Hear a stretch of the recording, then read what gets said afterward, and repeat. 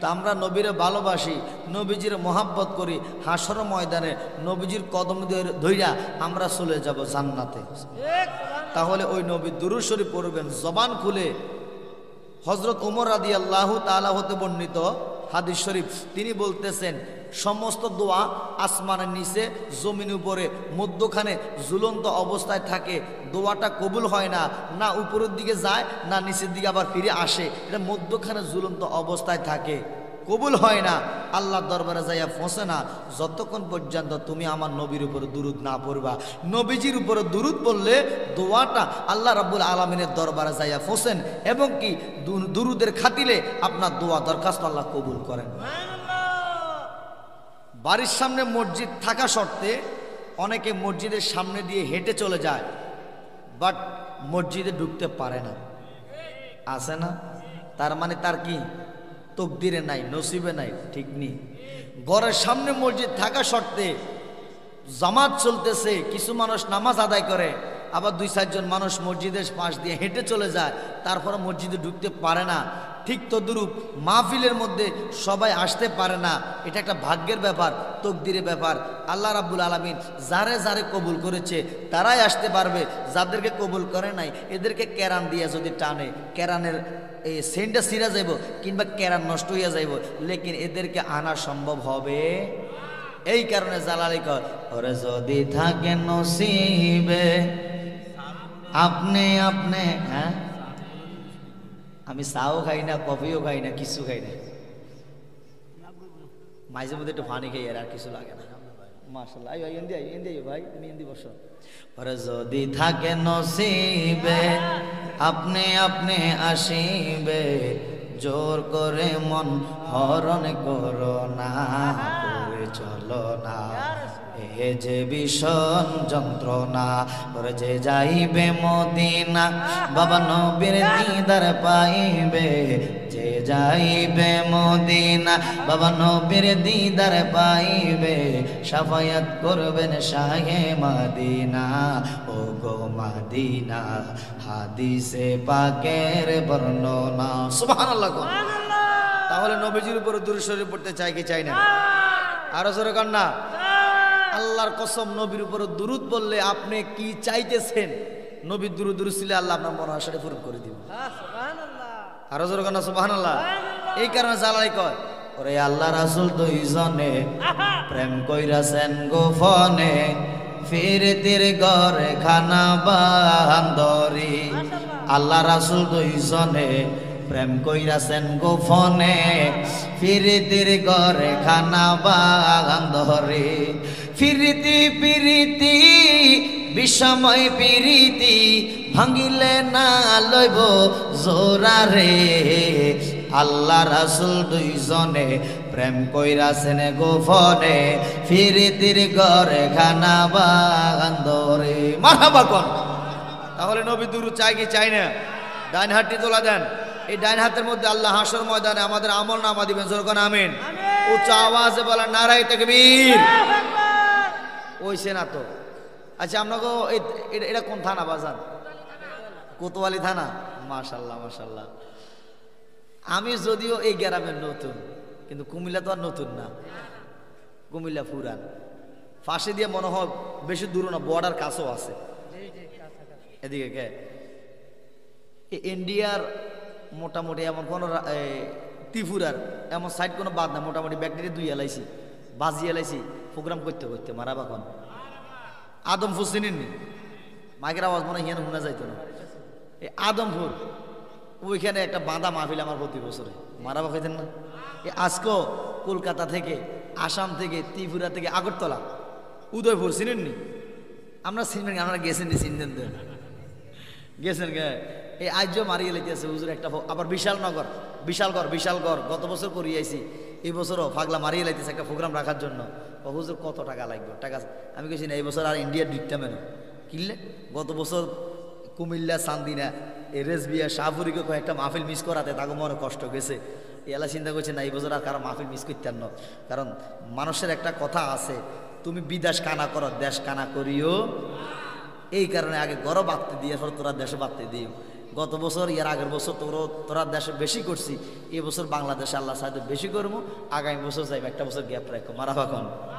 এই যে আজকের এই মাহফিলটা এখানে আসছি, আমার ভাই আমার অনেক আগে দাবাত দিছে, একদিন দুই দিনের আগে না দাবাত, অনেক আগে দাবাত দিছে, জানে যে কাউসার জালালি এটা ছোট্ট জালালি হইলো, ছোট্ট মরিচে জাল একটু বেশি থাকে, ঠিক নিও। তো বাজান কথাটা বলতেছিলাম, এই আপনাদের কোতোয়ালি থানার মধ্যে এমন মানুষ আসেনি যাদের জবান নাই? আসেনি? আমার কথা কর না কেন? আসেনি? না, আপনাকে কুমিল্লার মধ্যে জবান নাই এমন মানুষ নাই। আপনারা সবাই আরবের খুরমা গাছে আসেনি? আগামীকালকে কুমিল্লা স্টেশনের মধ্যে যান, প্ল্যাটফর্মের মধ্যে যান, সেখানে গেলে দেখতে পাইবেন কত ধরনের মানুষ আছে। কারো হাত আছে, কারো ফাও আছে, লেকিন জবান নাই। কারো জবান আছে হাত নাই, কারো হাত আছে ফাও নাই, কারো ফাও আছে হাত আছে চোখ নাই। একটা না একটা সমস্যা এরকম মানুষ আছে না? এই কোতোয়ালি থানা আওতাধীন গ্রাম উত্তর মাঝিগাছা মরহুম লিয়াকত মিয়ার বাড়ির এই এলাকার মধ্যে কালো একটা ছেলে, গায়ের রংটা বিশ্রী, দেখতে তেমন সুন্দর না। ছেলেটার হাত আছে, পাও আছে, কান আছে, এ টু জেড সব আছে। ছেলেটার জবান নাই। জবান না থাকার কারণে সমাজের মানুষ তার দাম দেয় না। এই এলাকার মধ্যে যেই ছেলেটার জবান নাই, ওই ছেলেটার সাথে মানুষ কথাবার্তা বলে না, বন্ধুত্ব করে না, সালাম দেয় না, ইজ্জত করে না, সম্মান করে না, সমাজের কোনো কাজে তার ডাক দেয় না, ঠিক নেই? কালো একটা ছেলে, দেখতে তেমন সুন্দর না, গায়ের রংটা বিশ্রী। ছেলেটার জবান থাকার কারণে সমাজের মানুষ তার সালাম দেয়, মানুষ কথা বলে, গল্প করে, বন্ধুত্ব করে। এতে বোঝা যায় জবানের অনেক দাম, অনেক ইজ্জত, অনেক সম্মান। কোতোয়ালি থানার মধ্যে সুন্দরী একটা মেয়ে, ফেস কাটিং অনেক ভালো, দেখতে সুন্দর। অনেক জায়গা থেকে বিয়ের প্রস্তাব আসে, এমনটা হয়নি? একটু কথা কর না। সুন্দরী মাইয়া থাকলে বিয়ে লাগে প্রস্তাব আইয়া না বেশি? ঘরে ফালা দিয়ে তো রাখতো না, এটা বিয়ে তো দিতেই। বিয়ে দেওয়া তো নবী সুন্নাত, সুবহানাল্লাহ। ওই মেয়েটার জন্য বিভিন্ন জায়গা থেকে প্রস্তাব আসে। বাড়ির মধ্যে যখন আসে প্রস্তাব নিয়া, ছেলে শিল্পপতি কিংবা ব্যাংকে চাকরি করে, সরকারি চাকরি করে, অনেক টাকা পয়সার মালিক। যখন এই গ্রামের মধ্যে আসিয়া শুনে মেয়েটার জবান নাই, বোবা, বিয়েটা ভেঙে যায়। হয়নি? হয়নি? মেয়ে বোবা থাকার কারণে বিয়ে ভেঙে যায়। ফলা কয়, আব্বা ও আম্মা, আমি কি মেয়ের ফাও দিয়া কি ফানি খামো নাকি, যদি এটা কথায় না কইতে পারে, ঠিক নিও। কথাটা এই কারণে বলেছিলাম, যার জবান নাই সে বুঝে জবানের কত দাম। দাঁত থাকতে দাঁতের মর্ম বুঝিয়েন। যারা এখানে মুরব্বী আছে, বেশি সংখ্যক মুরব্বী দেখা যাইতে আছে, যাগো দাঁত নাই। আপনার দাঁত আছে নি? মাশাআল্লাহ, এবার দাঁত আছে। যাগো দাঁত নাই, এই বেটার কাছে যাই এখন, ইয়ো নানা বা ইয়ো চাচা, দাঁত দে নাই, কি রকম লাগে। আহারে, বুড়া লোকটা কইব কিতা, তোমরা দাঁত আছে এখন, আড্ডিগুলো একটু সাবাইয়া খাইও, পেয়ারাটা চাবাইয়া খাইও, আপেলটা চাবাইয়া খাইও, কারণ এখন দাঁত আছে, এটা স্বাদ বুঝবা। দাঁতটা চইলা গেলে কি আফসুস করবা, লেকিন সাবানের ক্ষমতা থাকতো না আর, ঠিক নি বাজান? ঠিক তদুরূপ জবান থাকার কারণে জবানের ইজ্জত দিতে জানেন। জবান আছে, আল্লাহ জবান দিছে, আল্লাহ জবান দিছে, আল্লাহর ডাকেন, আল্লাহর ইবাদত বন্দেগী করেন, হালাল খান, হালাল পথে চলেন, নবীজির উপরে দুরূদ পড়েন, দেখবেন এই জবান দিয়ে আল্লাহ মৃত্যুর সময় কালেমা আপনার নসিব করে দিব। অনেকের আছে মৃত্যুর আগে জবান বন্ধ হইয়া যায়, এটা কিন্তু খারাপ লক্ষণ, ভালো লক্ষণ না। কারণ সারাটা বছর আপনি কথা কইলেন, সারা জীবন কথা বললেন, গল্প গুজব সব কিছুই করলেন, মৃত্যুর 2-4 দিন আগে আপনার জবান চলে গেছে, এটা তো ভালো লক্ষণ না। আল্লাহ ক বান্দা এই জবান দিয়ে সত্য কথা বলস নাই, পরের হক নষ্ট করছ, মিথ্যা অপবাদ দিছ, মিথ্যা সাক্ষী দিছ, এই কারণে আমি খোদা তোর মৃত্যুর আগে জবানটা বন্ধ করে দিলাম, যেন কলমা পড়তে যেন না পারেস, কালেমা তো নসিব হইল না। আল্লাহ তোমার কাছে দোয়া দরখাস্ত করে নবীর উসিলায় আমরা জবান বন্ধ করাইও না। আল্লাহ মৃত্যুর সময় এই জবান দিয়া কালেমা নসিব করে দিও, যেরকম আমিন। পাহাড় পরিমাণ গুনাহ করছি আমরা, আমাদের গুনাহ আসেনি? কার কার গুনাহ নাই হাত তোলা দেন না। মাশাআল্লাহ সবার গুনাহ আছে, গুনাহ আছে না? গুনাহ নাই একমাত্র নবী রাসূলদের। কথা কি বুঝতে পারছেন? নবী রাসূলদের কোনো গুনাহ নাই, আর গুনাহ আমাদের সবার আছে। গুনাহ করতে হয়, না করলে অটোমেটিক গুনাহ হইয়া যায়। কেমনে? আপনি হাঁটতেছেন, হাঁটার মধ্যে আপনার পায়ের তলায় কিন্তু আপনার পায়ের নিচে আল্লাহর একটা সৃষ্টি, এমনও হতে পারে একটা পিঁপড়া পরে মারা গিয়েছে, আল্লাহ আপনাকে প্রশ্ন করবে হাসরের ময়দানে, আব্দুর রহিম তোর পায়ের তরে যে পিঁপড়াটা ফুটছে মারা গেছে, এটার দেহের মধ্যে একটা ফান দে, একটা জীবন ঢুকাইয়া দে। আপনি বলবেন আল্লাহ আমার দ্বারা তো সম্ভব না। তো সম্ভব না হলে মারছত কেন? আপনি বলবেন আল্লাহ আমি তো ইচ্ছা করে মারি নাই। আল্লাহ বলবে বান্দা আমি তো তোর চোখ দিছি দেখে হাঁটার জন্য। কথা কন না? তুই চোখটা থাকার কারণে দেখে না হেঁটে উপরের দিকে তাকাইয়া তাকাইয়া হাঁটার কারণে আমার এই সৃষ্টিটা মারা গেছে। আমি তো পিঁপড়ারে ও কারণে সৃষ্টি করি নাই, তোমাকে যেমন একটা কারণে একটা উদ্দেশ্যে সৃষ্টি করেছি, আমার সকল সৃষ্টিকে কোনো না কোনো কারণে কোনো না কোনো উদ্দেশ্যে আমি সৃষ্টি করেছি। জোরে কোন সুবহানাল্লাহ। মেহেরবান তুমি মেহেরবান, মেহেরবান তুমি মেহেরবান, মেহেরবান তুমি মেহেরবান, মেহেরবান। আর আল্লাহরা ডাকেন, ফতিটা ডাকে, খোদার কসম আল্লাহর ফতিটা ডাকবে, একবার ডাক দিবেন আল্লাহ বলে, আল্লাহ কুদরতি কলিজা ঠান্ডা হইয়া যায়। কোন সন্তান মাকে মা বলে ডাকলে, বাবাকে বাবা বলে ডাকলে বাবা মার যেমন কলিজা ঠান্ডা হয়ে যায়, আল্লাহর কুদরতি কলিজা ঠান্ডা হয় আল্লাহর বান্দা বান্দি আল্লাহরা ডাকলে। এবং কি আল্লাহকে যতবার ডাকবেন আল্লাহর 3000 নাম এক ডাকে আদায় হইয়া যায়। যেরকম সুবহানাল্লাহ। মেহেরবান তুমি মেহেরবান, মেহেরবান তুমি মেহেরবান, আমি পাপী গুনাহগার, তুমি ছাড়া কে আছে আর, ক্ষমা করো ও গো প্রভু, তওবা করি বারে বার। আল্লাহু আকবার। কোন ইয়া রাহিম রহমান, ইয়া করিম মেহেরবান, ইয়া রাহিম রহমান, ইয়া করিম মেহেরবান, মেহেরবান তুমি মেহেরবান, মেহেরবান তুমি মেহেরবান, মেহেরবান তুমি মেহেরবান, মেহেরবান তুমি মেহেরবান। জোরে কোন মারহাবা। আমার আল্লাহ ডাক দিয়া কয় বান্দা রে, পাহাড় পরিমাণ গুনাহ করছো, হতাশ হইও না, টেনশন করো না, চিন্তা করো না।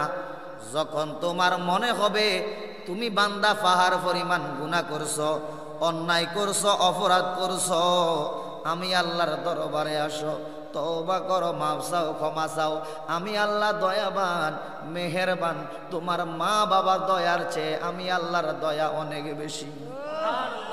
এরে বান্দা পাহাড় পরিমাণ গুনাহ করছো, অন্যায় কইরা ফালাইছো, শয়তানের দোকার মধ্যে পইরা তুমি অন্যায় কইরা ফালাইছো, অপরাধ কইরা ফালাইছো। আসো না আমার দরবারে আসো, মাফ চাও, তওবা করো। আল্লাহ আমি আর অন্যায় করব না, অপরাধ করব না, গুনাহ করব না, পাপ করব না, মাফ চাও, তওবা করো। আল্লাহ তোমার পাহাড় পরিমাণ গুনাহ মুহূর্তের ভিতরে মাফ কইরা দিব। তুমি রহমান, তুমি মেহেরবান। বলেন তো আল্লাহ আমাদের পাহাড় পরিমাণ গুনাহ চাইলে মাফ করতে পারেনি? আল্লাহ যদি আমাদের সবাইরে মাফ কইরা দেয়, আল্লাহ কি কারো কাছে কোনো কফিয়ত দিতে হবে নি? বান্দা যদি একটা ভালো কাজ করে, আল্লাহর যদি ওই কাজটা পছন্দ হয়, আল্লাহর কসম ভালো কাজের উসিলায় আল্লাহ চাইলে ওই পাহাড়ের পরিমাণ গুনাহটি মাফ করে দিতে পারে। এই কারণে বেশি বেশি করে নেক আমল করবেন, ভালো কাজ করবেন। জানি না কোন ভালো কাজের উসিলায় আল্লাহ মাফ করে আমরা জান্নাত দিব। আল্লাহরে ডাকার দরকার আছে নি? আপনি হাঁটতেছেন, হাঁটার মধ্যে আল্লাহর নামটা স্মরণ রাখেন অন্তরে। আপনি খাইতেছেন, খাবারটা মুখে দেন, আল্লাহর নামটা অন্তরে স্মরণ রাখেন। আপনি কাজ করতেছেন, মনে মনে আল্লাহর নামটা স্মরণ রাখেন। মাল্লাহুল মাওলা ফালাহুল কুল, যে ব্যক্তি মাওলার হয়ে যায় সারা দুনিয়াটা তার হয়ে যায়। আরো জোরে কোন সুবহানাল্লাহ। তুমি রহমান, তুমি মেহেরবান, জবানটা খুলে আল্লাহরে ডাকেন। আল্লাহ আমাদের সবাইকে দেখতেছেন, একটু মহাব্বত করে আল্লাহরে ডাকেন। তুমি রহমান, তুমি। পিছনের বাবারা জীবনের শেষ মাহফিল মনে করেন, শেষ বসা মনে করেন। এমনটাও হতে পারে আগামীকালের সূর্যটা দেখতে পাবেন না, হতে পারে না? এমনও তো হতে পারে আগামী বছর মাহফিলটায় থাকবেন না।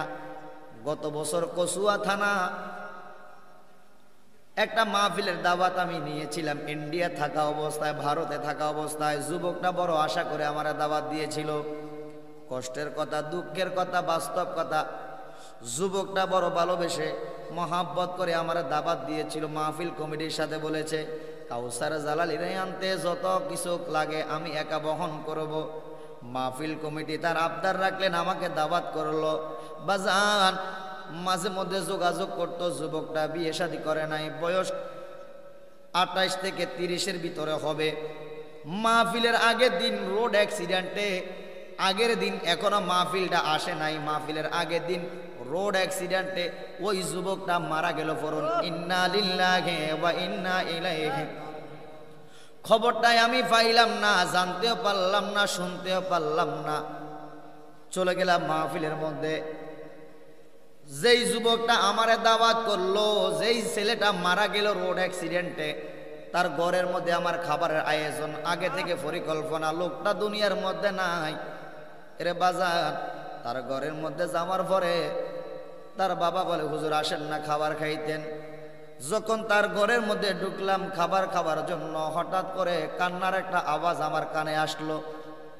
মানে অন্য রুম থেকে কান্নার একটা আওয়াজ আসলো। জিজ্ঞাসা করলাম, কে কান্দে, কিসের জন্য কান্দে?